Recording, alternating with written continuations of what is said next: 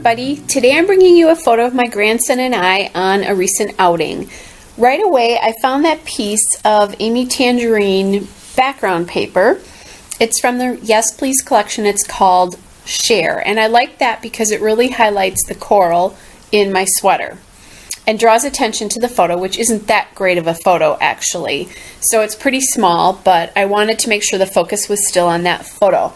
I'm also using that piece of ephemera, which was the map from the place that we visited.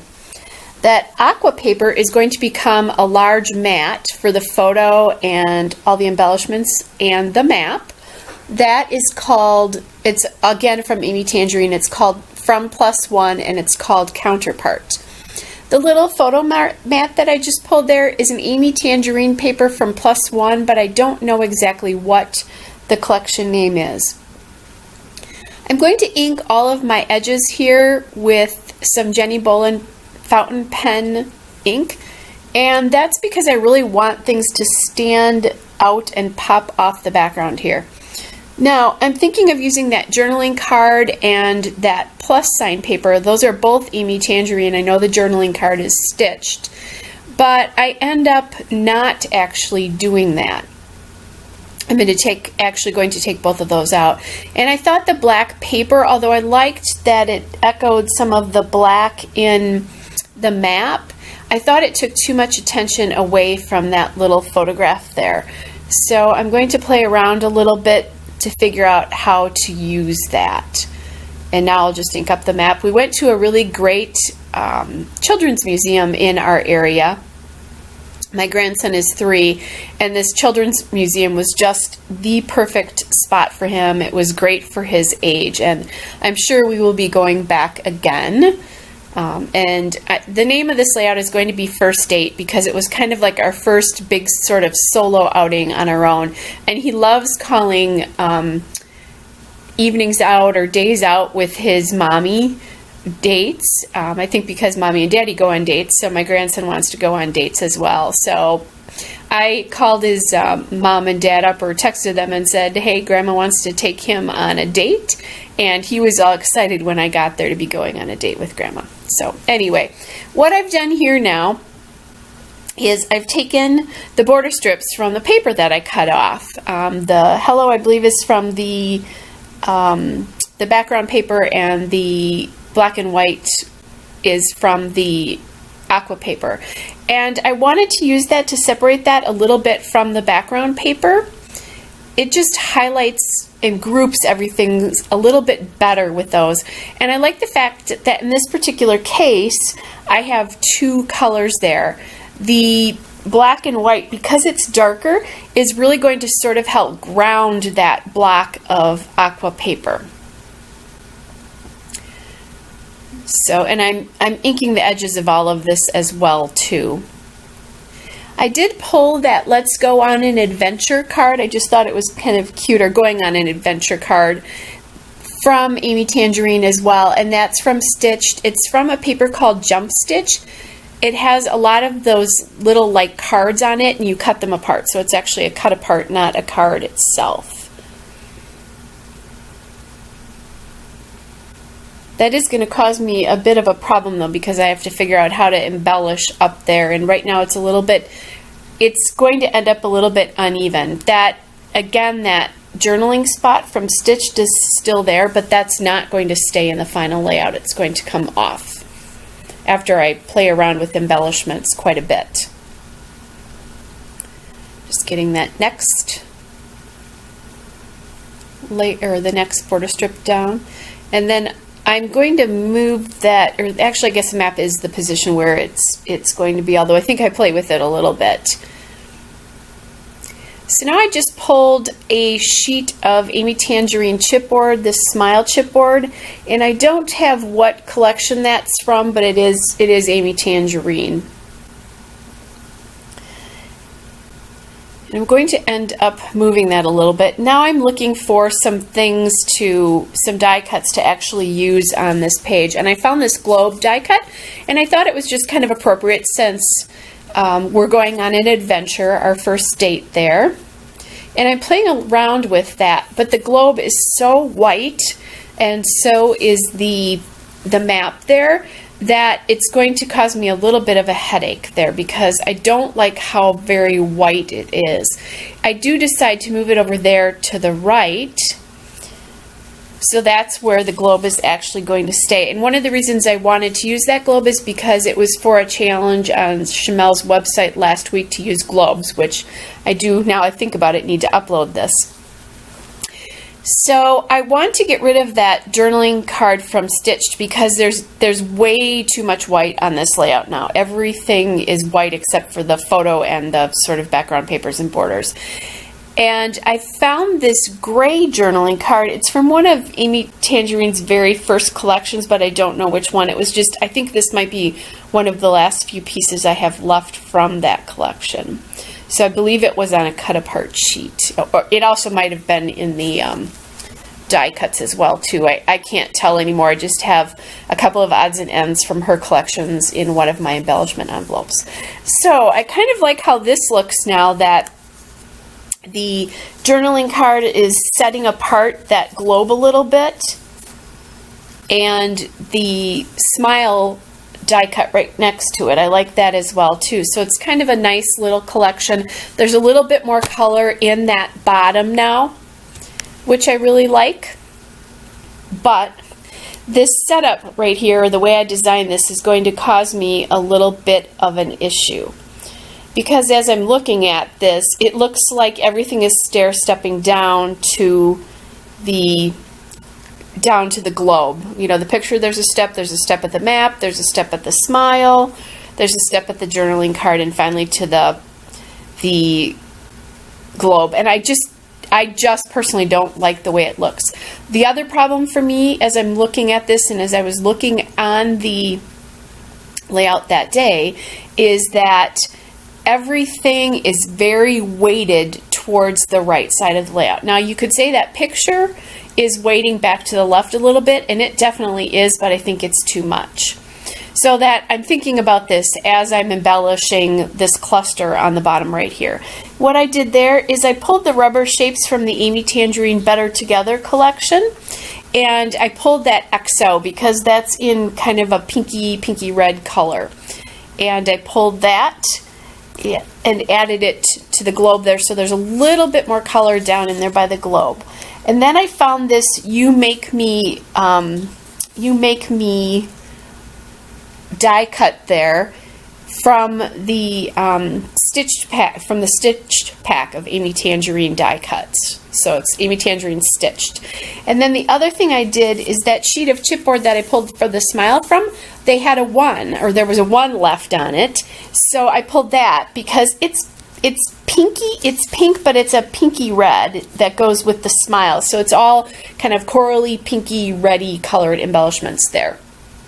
And I like how that added some color back to that left side of the layout and balances again some of the color that's more towards the right. Although I got, you know, the smile is right in the middle of the page basically, but it is in the embellishment cluster to the right. So now I decided to get that 1 down there because I'm definitely going to do that. And my idea now is I'm thinking about where is my title going to go as well too. I pulled another shape there. That heart shape is from the rubber shapes from Better Together. And then I decided I wanted to use some of these brads that I have left still. They're the fabric brads, and those are from the +1 collection. So I have a couple of those left, and I want to get those used up. I'm going to end up using 2 out of the 3, which I thought was pretty good. The other one that's left has an airplane on it, so I'm not quite sure what layout I'm going to be using that on, but I'm sure I'll figure that out. I don't have any plans to fly anytime soon. My fingers are going, so I'm thinking there. And I pulled a little arrow there. It was part of a chevron, really, from that +1 chipboard selection there too. And I'll get that on my layout here. I love that I used up all these pieces from that chipboard. I'm still playing around with that brad there. I really wanted to add a darker element at the bottom there to help balance it off, but I didn't have a third fabric brad there in black, so I went looking in my brad collection of fabric brads and other kinds of brads, and I just didn't have the right thing there. So I play a little bit with this brad, but it just didn't look right. It's from, I believe, Basic Gray, and it was a little bit too, not whimsical, but almost formal compared to the feel of the Amy Tangerine product, so I'm going to abandon that eventually. And I decided, since I was going to have to use 2 dark brads, that the other dark brad would go up in that cluster with the You Make Me Happy die cut there, just because the weight then seems better, because it's not all, the 2 dark brads aren't on the same side of the page, they're diagonal from each other. What I did find was a Teresa Collins brad there. It's a metal brad that is a clock face, basically. So that was kind of nice, since it was our time out together, so that ties in. Sometimes instead of buying more or whatever, you just have to go with what you have in your stash, which, you know, considering how many brads I had there, and I don't use them all that much, I was happy to use a third brad on this layout. I'm living a little dangerously and did not bring out my foam mat. I just poked the holes without that. I lifted the layout up and just poked the holes that way. So that's getting down, playing a little bit with the rubber shape. Now I'm using my ATG there with that rubber shape. I heard recently somewhere that that glue dots can react with the rubber and make yellow splotches on your layout. So I'm using my ATG. I hope that doesn't happen there. And I've not personally had it happen, but I don't think I've had any rubber shapes yet. I think this is the first pack of rubber shapes I've used. I'm just going to journal a little bit to my grandson there about what we did. When I journal, I usually journal like I'm talking to the person or people in the layouts, or oftentimes I will talk that way. So that's what I'm doing here in this particular journaling as well too, because someday these layouts are going to be his, and he'll know how I felt about him or kind of what fun we had, but in my voice. So I store my thickers in these wicker baskets from Michaels. Actually, I just had to go buy another one because I have way too many thickers. And actually this is the new basket now that I look at it. But I store them in those baskets, and they're right next to me on my desk.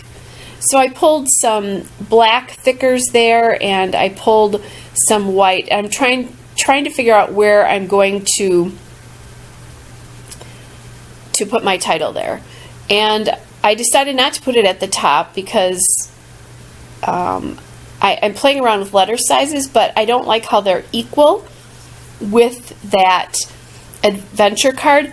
Plus, it seems like there's not enough weight yet in the bottom of my layout.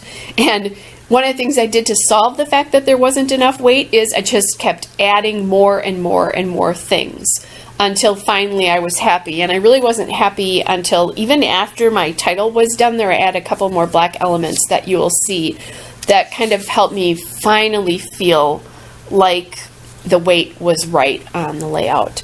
So I'm playing around here trying to decide if I have enough letters. I wanted to spell out the word first in first date,